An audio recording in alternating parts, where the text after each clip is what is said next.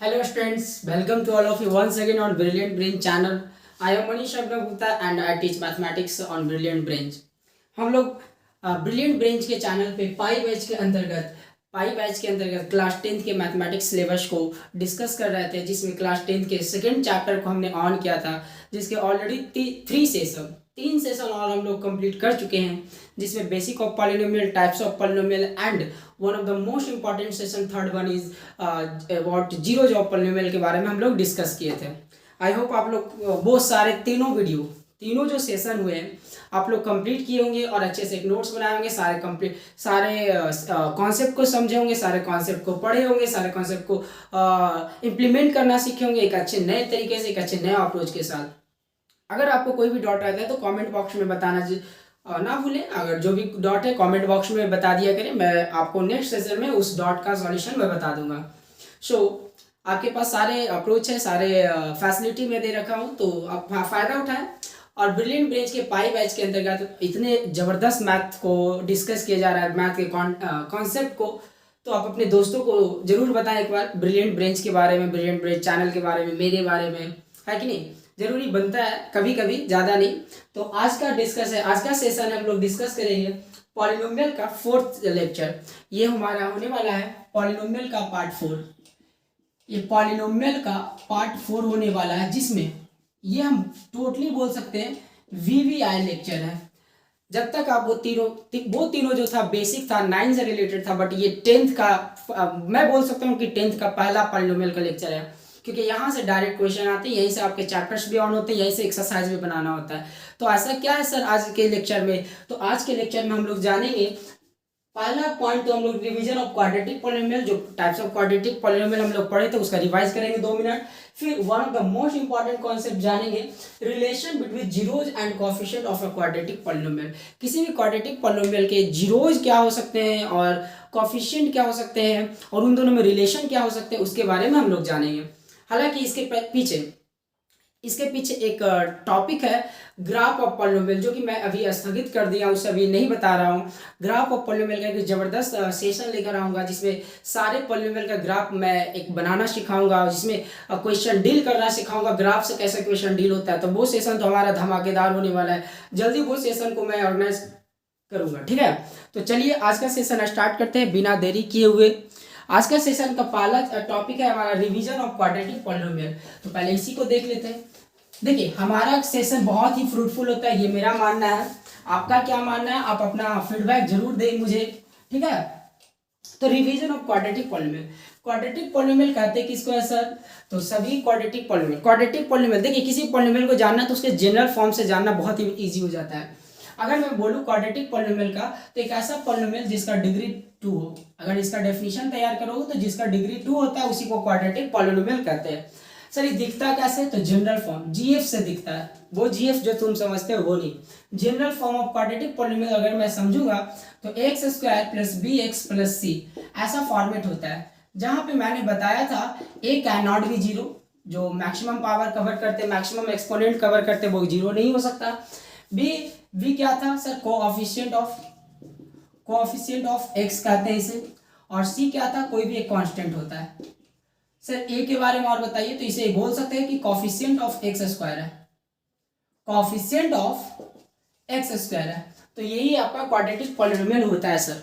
बिल्कुल सही, आपने तो पढ़ रखा था, बस रिवाइज करना था। एक बार फिर से देख ले, जिसका डिग्री 2 होता है। अगर सर पूछा जाए, यहाँ से क्वेश्चन मैं पूछ दूँ रैंडमली, जो मैं पढ़ा रखा हूँ, अगर मैं पूछ दूँ नंबर ऑफ जीरोज, देखिए पढ़ने का क्या फायदा ना, कि अगर मैं एक टॉपिक पढ़ाऊंगा सीरियल वे में उसके क्वेश्चन बनते चले जाएंगे।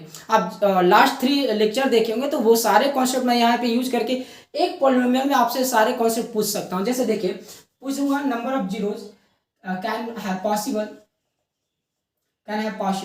ऑफ अ क्वाड्रेटिक पॉलिनोमियल, तो आप बोलेंगे सर 2, क्योंकि आपको पढ़ा रखे, बहुत सिंपल से, जितना डिग्री उतना जीरो। अगर मैं पूछूंगा क्वाड्रेटिक पॉलिनोमियल एक्स एक्सिस को कितना बार कट करेगा, how many times a quadratic polynomial how many times a quadratic polynomial does, ऐसे लिख सकते हैं, does a quadratic polynomial intersect intersect at X axis. जल्दी से बताइए। तो सर जितना जीरोज होता है उतना बार कट करेगा, सिंपल सी बात है। ये क्या क्वेश्चन पूछ रहे तो बच्चा का क्वेश्चन है सर, दो हो सकता है सर। अगर मैं पूछूं क्वाड्रेटिक पॉलिनोमियल का ग्राफ कैसा होता है तो सर पैराबोला होता है। आप ये वाला पैराबोला बना दें, ये ओपन पैराबोला या अपवर्ड पैराबोला बोल सकते हैं। इसके बारे में मैं बताऊंगा अपवर्ड पैराबोला कब बनता है, और इसका ग्राफ डाउनवर्ड पैराबोला भी बन सकता है। डाउनवर्ड पैराबोला, देखिए एक क्वाड्रेटिक इक्वेशन पे इतने चीज मैंने बता दिया, एक सिंपल सा क्वाड्रेटिक इक्वेशन पे। ये ग्राफ वाला सेशन आप टेंशन ना लें, मैं समझाऊंगा। यहाँ से क्वेश्चन डायरेक्ट आते हैं कैसे अपवर्ड होता है, कब अपवर्ड होता है, कब डाउनवर्ड होता है, ये नेचर ऑफ रूट्स पे भी मैं बताऊंगा। तो देखिए क्वाड्रेटिक पॉलिनोमियल का सारा रिवीजन हो गया, आपके सारे कॉन्सेप्ट को मैंने एक साथ रिवाइज करवा दिया। क्वाड्रेटिक पॉलिनोमियल का जनरल फॉर्म क्या होता है, अगर कोई स्टैंडर्ड फॉर्म पूछ दे तो स्टैंडर्ड फॉर्म भी आप बता सकते हो। स्टैंडर्ड फॉर्म क्या हो सकता है सर, स्टैंडर्ड फॉर्म यही हो सकता है x square plus b x plus c, where a equal to not zero, coefficient b equal to coefficient of x and c क्या है सर, कांस्टेंट है। यहाँ से इंपॉर्टेंट दो क्वेश्चन, नंबर ऑफ जीरोस क्या है पॉसिबल ऑफ क्वाड्रेटिक पॉलिनोमियल, किसी quadratic polynomial का कितने जीरोस पॉसिबल हो सकते हैं, तो आप बोलेंगे सर दो हो सकते हैं, क्योंकि डिग्री दो तो जीरोस दो।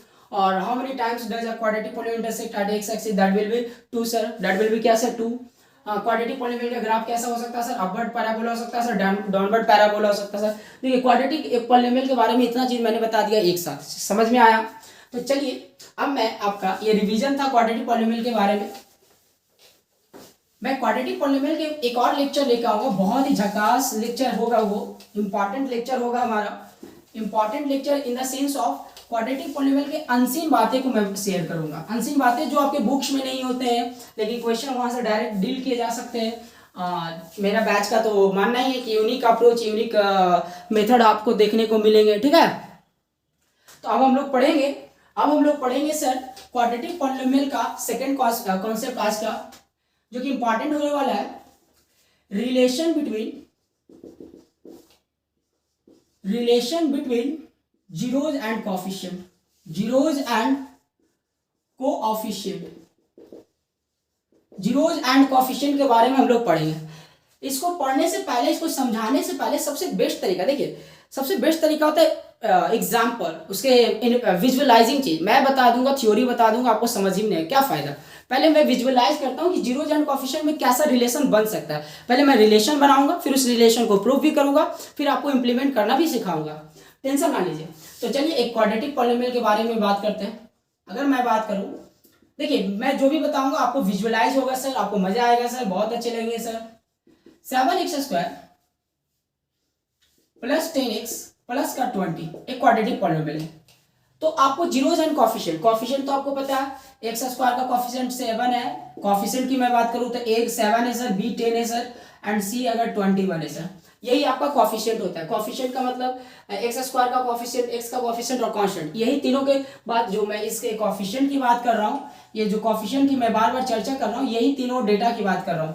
कोएफिशिएंट का मतलब x² का कोएफिशिएंट, x का कोएफिशिएंट एंड c के बारे में, इन तीनों का रिलेट करूंगा जीरोज के साथ, इन तीनों को रिलेट करूंगा जीरोज के साथ, ठीक है।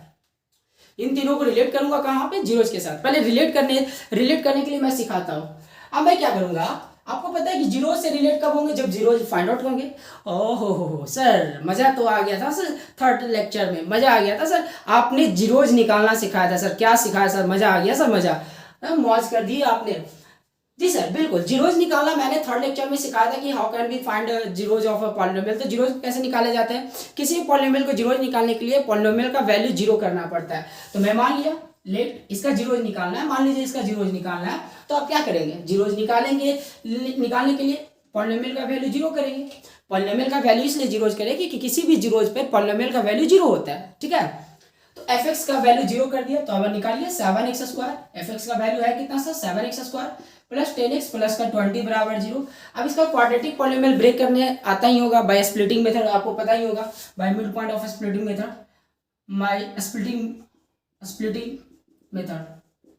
स्प्लिटिंग मेथड में हम लोग इसका क्वाड्रेटिक पॉलिनोमियल को ब्रेक करते हैं। 21 और 7, सॉरी यहाँ पे मैं कर देता हूँ 3, आपके लिए और इजी कर देता हूँ ताकि आपको अच्छा से समझा सकूँ इजी एग्जाम्पल के साथ। 3 तो 7 और 3 को मल्टीप्लाई कीजिए, और 7 3 को मल्टीप्लाई को 10 के फैक्टर में तोड़िए। 10 को ऐसे दो फैक्टर में तोड़िए जो 7 और 3 के फैक्टर में आ जाए। तो सिंपल सी बात है कि अगर मैं 7x² 10x को मैं लिख दूँ 7x प्लस 3x प्लस का 3 बराबर 0। तो देखो इन दोनों को गुना करके 7 या 21 x स्क्वायर आ जाएगा, यहाँ से भी 21x स्क्वायर आ जाएंगे, इन दोनों को जोड़ने पे भी 10 आ जाएगा। हमारा फैक्टर बिल्कुल सही टूटा है सर, बिल्कुल सही टूटा है सर। 7x अगर कॉमन लूंगा तो x बच जाएगा सर, यहाँ 1 बच जाएगा सर, प्लस 3 कॉमन लेंगे x प्लस 1 आ जाएगा सर बराबर 0। तो 7x अब आप क्या करेंगे, x प्लस 1 कॉमन लेंगे, x प्लस 1 अगर कॉमन लेंगे तो यहाँ बच जाएगा सर 7x और यहाँ पे बच जाएगा 3 सर, ये 0 आ गया सर।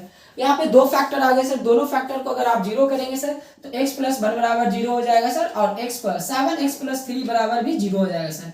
तो x इक्वल टू -1 हो जाएगा सर, यहाँ से निकालेंगे सर तो -3 उधर जाएगा सर, -3/7 आ गया सर। तो x का दो वैल्यू मतलब जो हमें इस क्वाड्रेटिक पॉलिनोमियल का दो जीरोज चाहिए था, वो दो जीरोज हमारा आ गया सर। ये बहुत ही डिटेल वे में बता रहा हूँ। तो मुझे जो जीरोज चाहिए था वो जीरोज आ गया सर। जीरोज क्या था, इस पॉलिनोमियल का जीरोज जो चाहिए था मुझे आगे, एक आया -1 और एक आया -3/7, दो जीरोज चाहिए था, दोनों आ गया सर। सर आप याद रखेंगे, आपको एक चीज और मैं बता रहा हूं, अब मुझे जीरोज चाहिए था, जीरोज मैंने निकाल लिया, मेरा बोर्ड छोटा पड़ जाएगा इसलिए मैंने इस डिटेल को थोड़ा सा मैं मिटा रहा हूं, ठीक है।